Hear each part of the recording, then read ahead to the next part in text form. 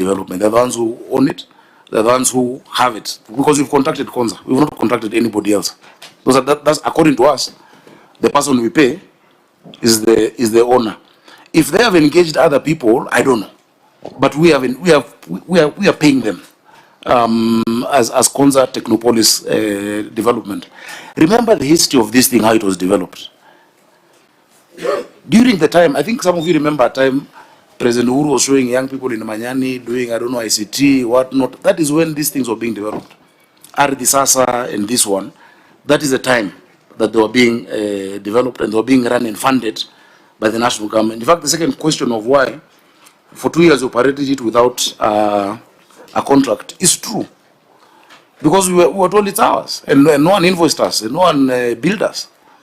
Now, the decision we made, because it's very easy, and I don't want to cast aspersions on any of my colleagues as governors, but this is in fact, I wish all counties had such a system that gives you the level of visibility, the level of data sharing within government. You know, apart from the times where there's a mistake, when you're told your vehicle is parked in town and you left it at home, the fact that we can just query it and get to know this number plate belongs to Maruma and so we charge you, that level cannot be attained by any private system. It is in my interest to have the highest revenue Nairobi can collect. I've complained here about how I'm constrained. So I would be shooting myself in the foot by looking for a system that is not as efficient as it should be. So in terms of who owns the system, this is a government-owned system.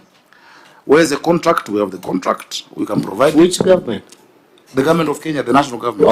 Okay. Be specific, because we have national and county government. The national government. Oh. The contract is with Konza Technopolis. We provided the contract to the auditor. They have the contract. Was there competitive procurement? We did it G2G, government to government. And the experts in procurement will explain to us what that could entail.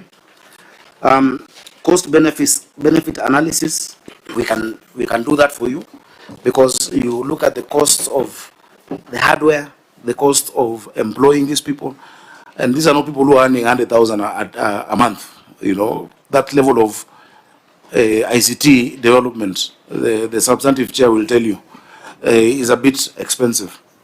But we can actually do a fresh cost benefit analysis, because all other, in fact, I've never seen the author asking, all other counties have engaged somebody to collect revenue, or rather to provide a system, because it's still the county that collects revenue. That's why you are a receiver of revenue.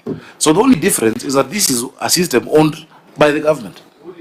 For you to do the cost benefit analysis afresh, yeah, when you are going into this contract, you must have done that cost benefit analysis, and so that the advantages of going for this one.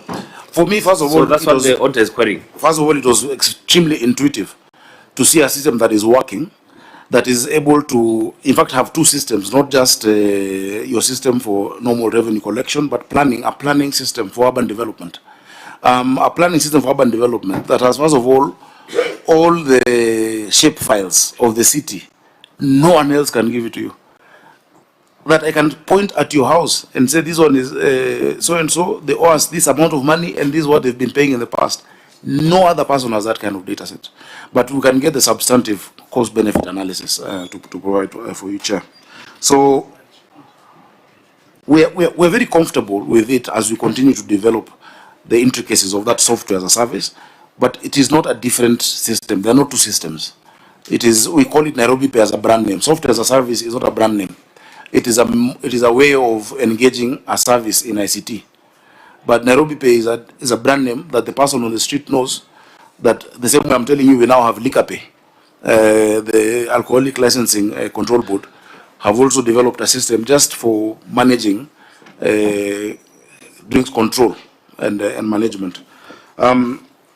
Was it better than the systems before? Yes, by far. Before this, Nairobi had something by NBK called Nuveta that was not stable at all. It kept giving people the wrong invoices, It was not being maintained well. It was National Bank of Kenya collecting, and that was terminated. Before that, Nairobi had Jambo Pay. I think you know the stories around Jambo Pay that had come up at that time. You know, the company also possibly has evolved and is better now, because I see them providing services in wider places, including now airports and fueling and whatnot. And it's a company that I believe should be given a chance to grow. It's owned by a young man. I was with him at the University of Nairobi, Mushemi. But that time, you remember the challenges it had with Governor Kidero and Governor Sonko subsequently. So those are the systems that have been there before. It would be good for the Auditor General to do for us an analysis, a comparative analysis of all systems being used in Kenya.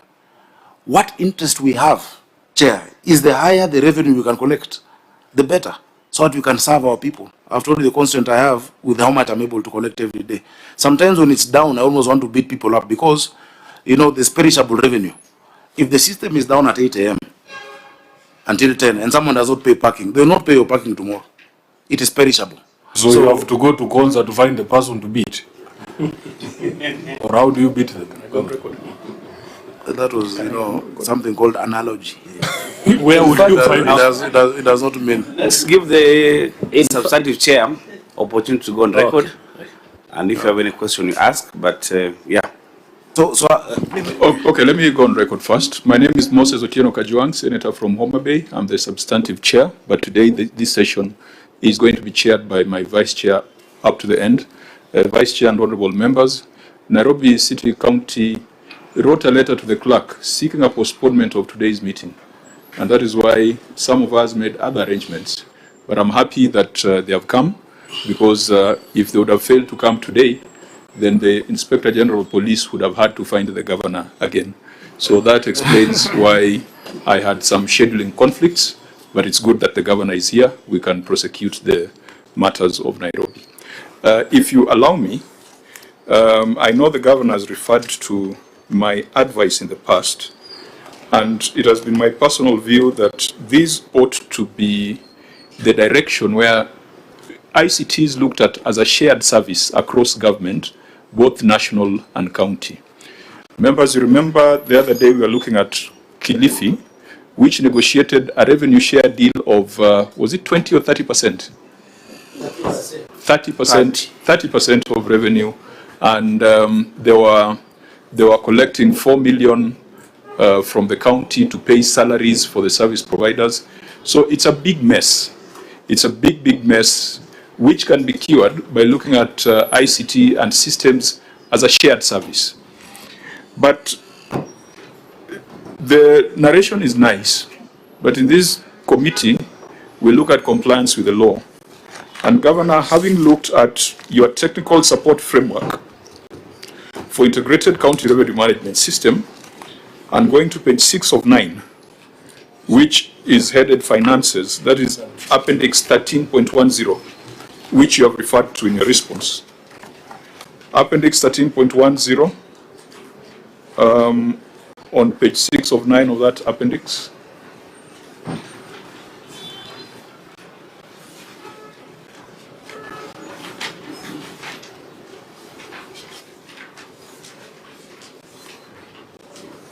It's just before the placeholder for 14. Just the placeholder for 14, you have some signatures there. Go to page 6 of 9. Page 6 of 9, there is a clause there on finances, which says this framework will be funded under a government-to-government revenue share model. MIC and DE will consume a percentage of total revenue collected per month as negotiated and expended in accordance with the provisions of the Public Procurement and Asset Disposal Act, the Public Finance Management Act, and attendant regulations. So, Governor, I heard you say it was a G2G arrangement, but this particular clause makes it clear that it must still be subjected to the Public Procurement and Asset Disposal Act. Would you be able to share with us that process in documentary form? Yes, we'll share it. Chair, this transitioned into a contract. The Public Procurement and Asset Disposal recognizes government-to-government contracting. or even using what has passed in another government before to contract it, recognizes it. We made sure we followed the law. We had advice from PPRA very closely, because you know these are very sensitive area. This area, if you don't contract nicely, you have 30 people in court against it, other vendors who would have wanted to provide this service, because it is money guaranteed, Chair.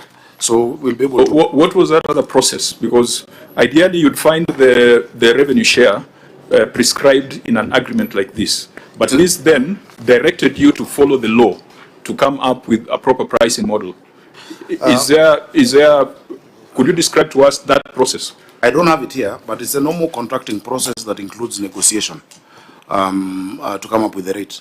If you want that process substantively, I would ask, but I don't have it. Yeah, from procurement. Yeah, because members, you know, we were treated to some story here by my home county about a lease agreement, and we had a procurement person coming and telling us they didn't have BQs, etc.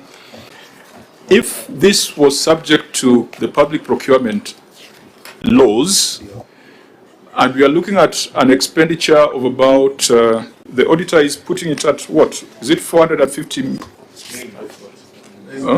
On the last revenue, 540. 540 million. But based on what we want to collect, it can go up to... Yeah, so it would be nice. I mean, as someone who understands this space, the software service agreement, ICT as a shared service makes a lot of sense to me. But then there must be compliance with the law on procurement, and that must start from having a procurement plan, having a budget, because this is a significant amount that you just can't wake up and do, having a procurement professional doing a professional opinion at initiation or at the end of the process. That must be documented and that must be demonstrated. I don't know whether Auditor General, it's a question you have asked, and whether you've been satisfied that that particular clause on finances was done in accordance with the law. Auditor, you know, we have auditor and we have a technical person there. Is that something you want to respond to? No. Yeah, we can yes, bring Governor. the entire procurement of this as a standalone in a number of days. Sorry, Chair. Though perhaps there could be someone in the team who has got that institutional memory, so that instead of telling you to bring a carton of documents, maybe there's someone who can give us an explanation that might reduce that need.